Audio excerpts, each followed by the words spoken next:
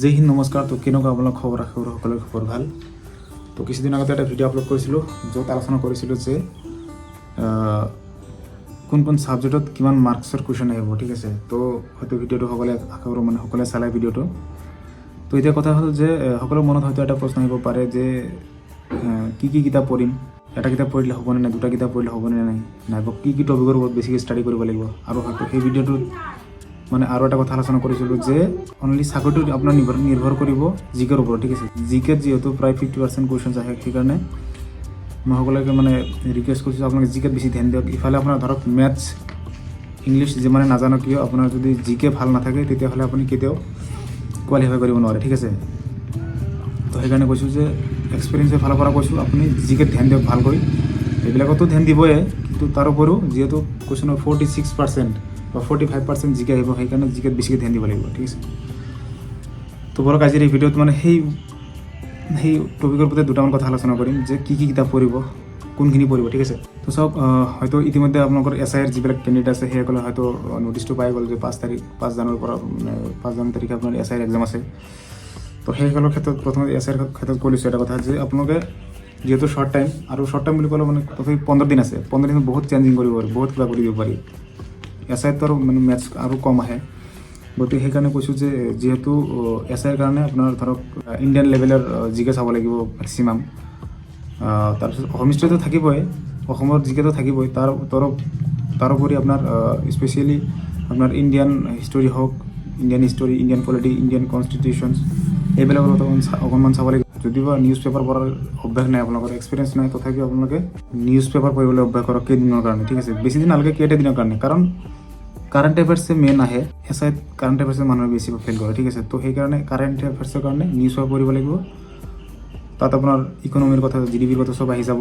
সেইকাৰণে নিউজ পেপাৰটো ভালকৈ এনালাইজ কৰক, কাৰেণ্ট এফেয়াৰ্ছৰ কিতাপ চাওক, মোবাইলত ইউটিউবত এই কাৰেণ্ট এফেয়াৰ্ছৰ টিউটৰিয়েলছবিলাক চাই থাকক, ঠিক আছে। কোনেও ভবা নাছিলে যে জানুৱাৰী 1 তাৰিখে SI ৰিটাৰ্ণ হ'ব, ঠিক আছে। তো সকলোৱে ভাবি আছিলে যে আগতে ABUৰ কাৰণে হয় নেকি। তো যিহেতু ৰিকুৱাৰমেণ্ট ষ্টাৰ্ট হৈছে, তো এটা কমপ্লিট হৈ আছে, তাৰপিছত নেক্সট ইভেণ্ট ষ্টাৰ্ট হৈ আছে। তো সেইকাৰণে এতিয়া আপোনালোকে ধাৰণা নিশ্চয় কৰিব পাৰিছে যে যদি SIৰ ৰিটাৰ্ণ যদি 5 তাৰিখ হয়, তেতিয়াহ'লে তাৰ খুব কম দিনৰ ভিতৰতে তাৰ নেক্সট কিছুদিন পিছতেই ABUত নটিচ আহিব, ঠিক আছে। তো সেইকাৰণে যিকেইটা দিন আছে মাজতে ভাল দিন পাইছে, বহুত দিন পাইছে, ফিজিকেল দি উঠিছে যদি দিন যিমানে দেৰি হওক নিজৰ কাৰণে ভাল, এইটো ঠিক আছে। সময় পাইছে, ভালকৈ ৰিটাৰ্ণ গুৰুত্ব দিয়ক। বাৰে কিমাননো ইণ্টাৰভিউ দিয়ক, ঠিক আছে। এইবাৰ যাতে লাষ্ট ইণ্টাৰভিউ হয়, তাৰ কাৰণে আপুনি মনোযোগেৰে ৰিটাৰ্ণৰ কাৰণে প্ৰিপাৰেশ্যন কৰক, ঠিক আছে। এইখিনি SIৰ হ'ল। তাৰপিছত ABUৰ কাৰণে কৈছোঁ যে কি কিতাপ পঢ়িব। চাওক, মই প্ৰথম কেইটামান ভিডিঅ'ত আগৰ পৰা কৈছিলোঁ যে জানানে চাব লাগে, জানানে, কাৰণ এইটো শ্বৰ্ট কিতাপ, সৰু কিতাপ হয়, কিন্তু বহুত বস্তু সামৰি ৰাখিছে। অসমীয়াৰ যিটো ভলিউম কৰ্চৰ কিতাপ হয়, সেইখন কিতাপে সৰু কৰি জানানেখন ওলাইছে, ঠিক আছে। তো সেইকাৰণে কৈছোঁ যে আপোনালোক সকলোকে ৰিকমেণ্ডেড কৰিছোঁ যে আপোনালোকে জানানেখন কিতাপ একদম এনেকৈ মুখস্থ কৰক, মুখস্থ এনেকুৱা নহয় মুখস্থই আপোনালোকে এনেকৈ বুজি কিনে পঢ়ক, ভালদৰে পঢ়ক, যেন এনেকৈ কৈ দিব পাৰে যে জানানে কোনখন পৃষ্ঠাত কি প্ৰশ্ন আছে, কি টপিকৰ ওপৰত ডিছকাছ কৰা আছে, ঠিক আছে। তো তেনেকৈ আপোনালোকে জানানেখন শেষ কৰক। জানানে কিতাপখন যিহেতু শ্বৰ্ট ফৰ্মত আছে বস্তুবিলাক, সেইকাৰণে আপুনি ছ'চিয়েল চায়েন্স, জিঅ'গ্ৰাফী আৰু হিষ্টৰী, এই তিনিটা বস্তুৰ কাৰণে আপুনি ক্লাছ 8ৰ পৰা 9ৰ ছ'চিয়েল চায়েন্স এইবিলাক ষ্টাডি কৰিব লাগিব, ঠিক আছে।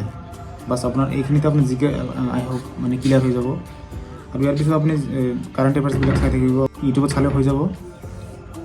আৰু তাৰপিছত যিখিনি আপোনাৰ ধৰক অসমত ধৰক স্কিম বা আঁচনি কি দি আছে সেইবিলাকৰ ওপৰত মোবাইলত চালে হৈ যাব, ঠিক আছে। তাৰপিছত চাওক, কিতাপ মই 3টা কিতাপৰ কথা ক'লোঁ, জানানে এখন, তাৰপিছত ক্লাছ 8 আৰু 9ৰ ছ'চিয়েল চায়েন্স, ভূগোল আৰু হিষ্টৰী। ক্লাছ 8ৰ 3টা কিতাপক মই এটা কিতাপ বুলি ধৰিছোঁ, সৰু যিহেতু। জানানে আপোনাৰ NCERTৰ ক্লাছ 8 আৰু 9ৰ এখন, আৰু তাৰপিছত আপুনি জুখি চাবৰ কাৰণে MCQ এখন কিতাপ ল'ব পাৰে, ঠিক আছে। MCQ কিতাপখন চালে তাত আপোনাৰ ধৰক 2-এটা প্ৰিভিয়াছ কুৱেশ্যন ছল্ভ কৰা আছে, ঠিক আছে। তো আই হোপ এইখিনি চালে আপোনাৰ প্ৰিপাৰেশ্যন একদম পূৰা ফুলফিল হৈ যাব, ঠিক আছে। আৰু এজন বন্ধুৱে প্ৰশ্ন কৰিছিলে, নাথ ভাইয়ে কৰিছিলে যে ফাৰ্ষ্ট টাইম ৰিটাৰ্ণ দিম আছাম পুলিচ, সেইবাবে তোমাৰ ভিডিঅ' চাব আহিলোঁ। আৰু এতিয়া মোৰ লাষ্ট এটেম্প, চেষ্টা কৰিম পূৰা যাতে সফল হৈ যাওক। অসম পুলিচত এটা ৰেকৰ্ড আছে কি যে মেক্সিমামে লাষ্টৰ বয়সত বেছি পাই আছে, ছেকেণ্ড টাইম ইণ্টাৰভিউত, থাৰ্ড টাইম ইণ্টাৰভিউত, বহুত ইণ্টাৰভিউ দিয়ে ছোৱালীবিলাকে বেছি পায়, ঠিক আছে। সেইকাৰণে কৈছোঁ যিহেতু তোমাৰ লাষ্ট এটেম্প, নিশ্চয় তুমি সফল হ'বা, ঠিক আছে।